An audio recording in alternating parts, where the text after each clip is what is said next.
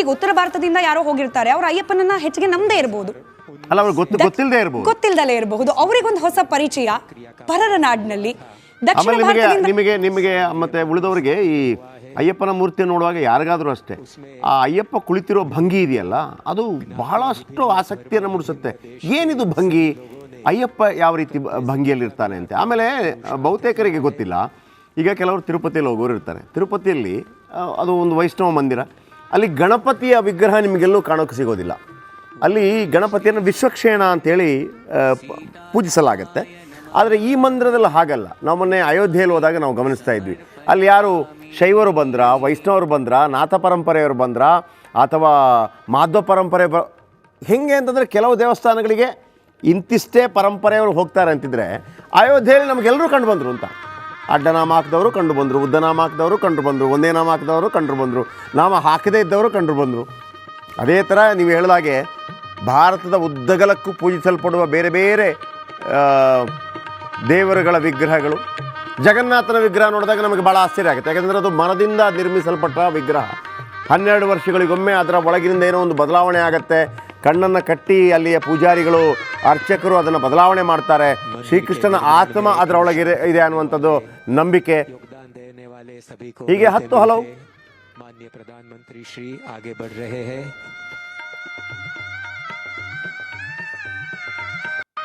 ಅಲ್ಲಿ ಸ್ಥಾಪನೆಯಾಗಿರುವ 8 ಮೂರ್ತಿಗಳು. ಗಣೇಶ, ನಾನಾಗಲೇ ಹೇಳ್ತಾ ಇದ್ದೆ, ಶಿವ ಪರಿವಾರ ಕೂಡ, ಶಿವ, ಪಾರ್ವತಿ, ಗಣೇಶ, ಕಾರ್ತಿಕೇಯನ ಮೂರ್ತಿಯನ್ನ ಕೂಡ ಅಲ್ಲಿ ಸ್ಥಾಪನೆ ಮಾಡಲಾಗಿರೋದು. ಪ್ರತಿಯೊಂದು ಮೂರ್ತಿಯ ಬಳಿಗೆ ಹೋಗಿ ಪ್ರಧಾನಿ ನರೇಂದ್ರ ಮೋದಿ ಅವರು ಪುಷ್ಪ ನಮನವನ್ನ ಸಲ್ಲಿಕೆ ಮಾಡ್ತಾ ಇದ್ದಾರೆ. ಗಣೇಶನ ನಂತರದಲ್ಲಿ ಕಾರ್ತಿಕೇಯ. ದೃಶ್ಯದಲ್ಲಿ ಗಮನಿಸ್ತಾ ಇದ್ರೆ ಬಹಳ ಮುದ್ದಾಗಿರುವ ಗಣೇಶ ಹಾಗೆ ಕಾರ್ತಿಕೇಯ, ಜೊತೆಯಲ್ಲಿ ಶಿವ ಪಾರ್ವತಿಯ ವಿಗ್ರಹಗಳು. ಅದಕ್ಕಿದೀಗ ಪ್ರಧಾನಿ ನರೇಂದ್ರ ಮೋದಿ ಅವರು ನಮಸ್ಕಾರವನ್ನ ಸಮರ್ಪಣೆ ಮಾಡ್ತಾ ಇರುವ ದೃಶ್ಯವನ್ನ ನೇರ ಪ್ರಸಾರದಲ್ಲಿ ರಿಪಬ್ಲಿಕ್ ಕನ್ನಡದ ಮೂಲಕ ಗಮನಿಸ್ತಾ ಇದ್ದೀರಿ. ಕೇವಲ ನರೇಂದ್ರ ಮೋದಿ ಅವರ ಮುಖಾಂತರ ಒಂದು ದೊಡ್ಡ ಸಂದೇಶ ಮಾತ್ರವಲ್ಲ, ಅರಬ್ ರಾಷ್ಟ್ರಗಳ ಮುಖಾಂತರ ಕೂಡ ವಿಶ್ವಕ್ಕೆ ಒಂದು ಅದ್ಭುತವಾದಂಥ ಸಂದೇಶ. ಈ ಹಿಂದೆ ಅಂದರೆ ನಮ್ಮ ಭಾರತ ದೇಶದ ವೈವಿಧ್ಯತೆ ಬಗ್ಗೆ ಒಂದು ಮಾತನ್ನು ಹೇಳ್ತಾ ಇದ್ರು. ನಾವು ಸೂಪರ್ಮ್ಯಾನ್ ಮತ್ತೊಂದು ಇದರ ಬಗ್ಗೆ ಎಲ್ಲ ಮಾತಾಡ್ತೀವಿ. ಹನುಮಂತನಿಗಿಂತ ದೊಡ್ಡ ಸೂಪರ್ಮ್ಯಾನ್ ಯಾರಾದರೂ ಬೇಕಾ ನಮ್ಮ ಭಾರತಕ್ಕೆ ಅಂತ ನಂಬರ್ 1. ಲಯನ್ ಕಿಂಗ್ನಂಥ ಸ್ಟೋರಿಗಳ ಬಗ್ಗೆ ಮಾತಾಡ್ತೀವಿ. ಆದರೆ ಧರಣಿ ಮಂಡಲ ಮಧ್ಯದೊಳಗೆ ಇದಕ್ಕಿಂತ ದೊಡ್ಡ ನೀತಿಕತೆಗಳು ನಮಗೆ ಬೇಕಾ? ಅರಬ್ ನಾಡಲ್ಲಿ ಹಿಂದೂ ದೇಗುಲ, ಅದೇ ರೀತಿ ಅರಬ್ ನಾಡು ಕೂಡ ಒಂದು ಜಗತ್ತಿಗೆ ದೊಡ್ಡ ಸಂದೇಶವನ್ನು ಸಾರಿದೆ. ಬಾಹರ್ ಮಂದಿರ್ ಕಿ ಪ್ರದಕ್ಷಿಣಾ ಮೇ ಆ ರಹೆ ಹೈ.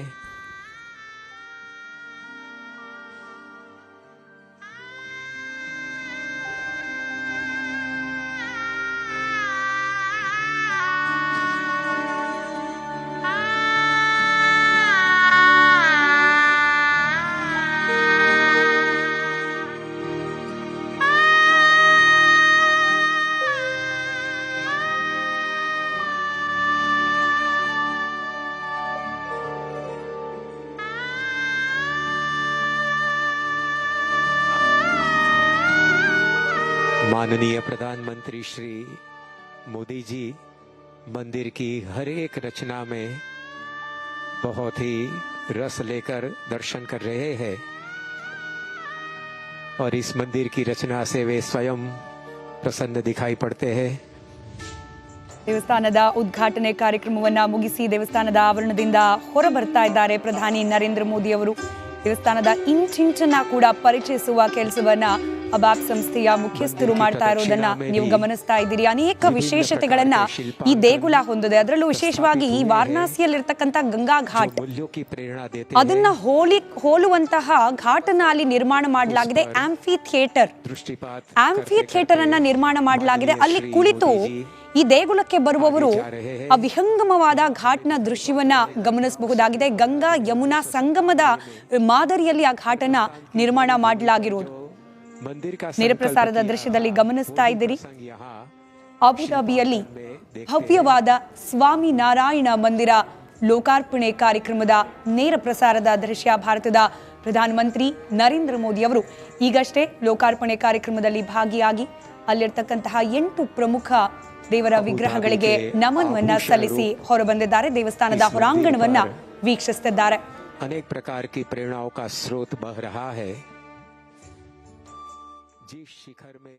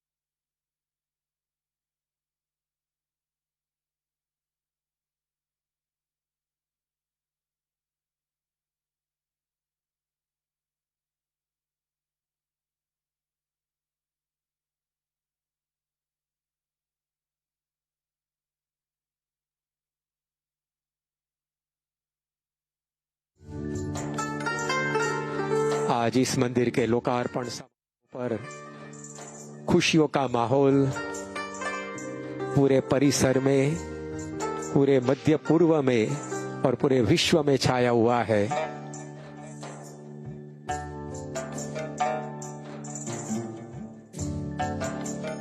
हम देख सकते हैं कि मंदिर नक्काशी से भरपूर है, संदेश से भरपूर है, प्रेरणाओं से परिप्लावित है।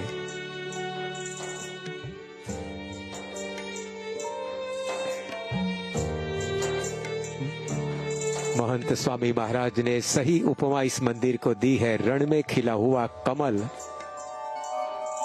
ನೋಡಿ, ದೇವಸ್ಥಾನದ ಹೊರಭಾಗದ ಚಿತ್ರಣವನ್ನ ಪ್ರಧಾನಿ ನರೇಂದ್ರ ಮೋದಿ ಅವರು ಗಮನಿಸ್ತಾ ಇದ್ದಾರೆ. ಇಲ್ಲೂ ಕೂಡ ಒಂದು ವಿಶೇಷತೆ ಇದೆ.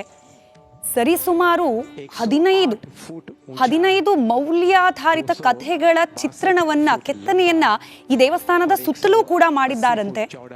ಅದರಲ್ಲೂ ಈ ನಾಗರಿಕತೆ, ಮಯಾ ನಾಗರಿಕತೆ, Egyptian, Arabic, European, Chinese, African ನಾಗರಿಕತೆಯ ಚಿತ್ರಣವನ್ನ ಬಿಂಬಿಸುವಂತಹ ಕೆತ್ತನೆಗಳೆಲ್ಲ ಅಲ್ಲಿ ಮಾಡಲಾಗಿದೆ. ಹಾಗಂತ ಹೇಳಿ ನಮ್ಮ ಸನಾತನ ಸಂಸ್ಕೃತಿಯ ಶಿಲ್ಪಶಾಸ್ತ್ರವನ್ನ ಮರ್ತಿದ್ದಾರೋ? ಇಲ್ಲ, ಅದಕ್ಕೂ ಕೂಡ ಪರಿಗಣನೆಯನ್ನ ತೆಗೆದುಕೊಂಡು ಈ ನಾಗರಿಕತೆಯ ಚಿತ್ರವನ್ನ ಬಿಂಬಿಸುವ ಪ್ರಯತ್ನವನ್ನ ಆ ದೇವಸ್ಥಾನದ ಹೊರಾಂಗಣದಲ್ಲಿ ಮಾಡಲಾಗಿರೋದು ಬಹಳ ವಿಶೇಷವಾಗಿರುವ ಸಂಗತಿ. ಜೊತೆಗೆ ಈ ದೇವಸ್ಥಾನದಲ್ಲಿ ಈ 96 ವಿಶೇಷವಾದ ಗಂಟೆಗಳನ್ನ ಅಳವಡಿಸಲಾಗಿದೆ. ಈ ದೇವಸ್ಥಾನದ ಪ್ರಮುಖ ಸ್ವಾಮಿ ಮಹಾರಾಜ್ ಅವರ 96 ವರ್ಷಗಳ ಜೀವಿತಾವಧಿಯನ್ನ ಪ್ರತಿನಿಧಿಸುವಂತಹ ಅಥವಾ ಸಂಕೇತಿಸುವಂತಹ 96 ಗಂಟೆಗಳನ್ನ ಈ ದೇವಸ್ಥಾನದಲ್ಲಿ ಅಳವಡಿಸಲಾಗಿದೆ. ಈ ರೀತಿ ಅನೇಕ ವಿಶೇಷತೆಗಳು. ನಾನಾಗ್ಲೇ ವಾರಣಾಸಿಯ ಘಾಟ್ನ ಬಗ್ಗೆ ಹೇಳ್ತಾ ಇದ್ದೆ. ಇಲ್ಲಿ ಮತ್ತೊಂದು ವಿಶೇಷತೆ ಅಂದ್ರೆ 2 ನದಿಗಳ ನೀರು, ಗಂಗೆ ಹಾಗೆ ಯಮುನೆಯ ನೀರನ್ನ ಅಲ್ಲಿ ಬಳಕೆ ಮಾಡಿಕೊಳ್ಳಲಾಗಿದೆ. ಆದ್ರೆ ತ್ರಿವೇಣಿ ಸಂಗಮ ಆಗ್ಬೇಕಲ್ಲ, ಇದಕ್ಕೋಸ್ಕರ ವಿಶೇಷವಾಗಿ ದೇವಸ್ಥಾನದ ಆ ಸ್ಟ್ರಕ್ಚರ್ ಏನಿದೆ ಅಲ್ಲಿಂದ ಲೈಟ್ ಬೀಮ್ಗಳ ಮೂಲಕ ಸರಸ್ವತಿ ನದಿ ಹರಿಯೋ ರೀತಿಯಲ್ಲಿ ಚಿತ್ರಿಸಿ ತ್ರಿವೇಣಿ ಸಂಗಮದ ರೀತಿಯ ಕಲ್ಪನೆಯನ್ನ ಅಲ್ಲಿ ಬರುವ ಭಕ್ತರಿಗೆ ಪ್ರದರ್ಶನ ಮಾಡಲಾಗುತ್ತೆ.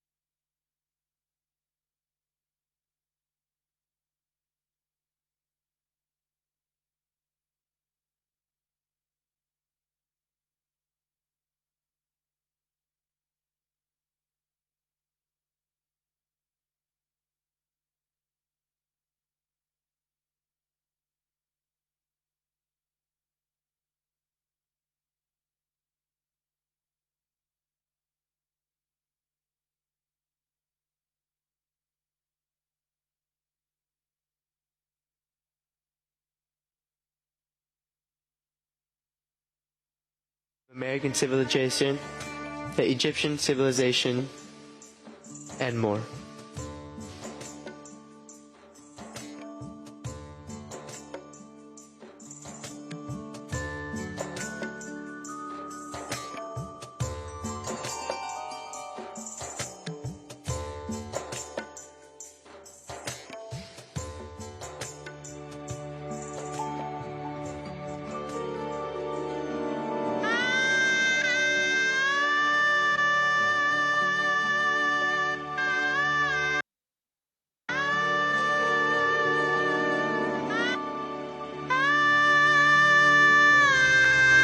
Currently, the Prime Minister is looking at the carving of harmony. In the background, we can see the skyline of the UAE, featuring the Burj Khalifa, the Grand Mosque, and other landmarks of the UAE, Now we can also see that the carving of the mandir is part of the skyline of the UAE, representing the bridge Ayodhya ಜನವರಿ 22ನೇ ತಾರೀಕಿನಂದು between two nations. ಲೋಕಾರ್ಪಣೆಯಾದ ನಂತರ And ಈ ಹಿಂದೆಯೇ ಈ ದೇವಸ್ಥಾನ ಲೋಕಾರ್ಪಣೆಯಾಗಬೇಕಾಗಿತ್ತು. ಇವತ್ತು ಪ್ರಧಾನಿ ಮೋದಿ ಅಬುದಾಬಿಯಲ್ಲಿ ಲೋಕಾರ್ಪಣೆಯನ್ನು ಮಾಡಿದ್ದಾರೆ. ಮಂದಿರ ಉದ್ಘಾಟನೆಯಾಗಿದೆ ಈಗಾಗಲೇ.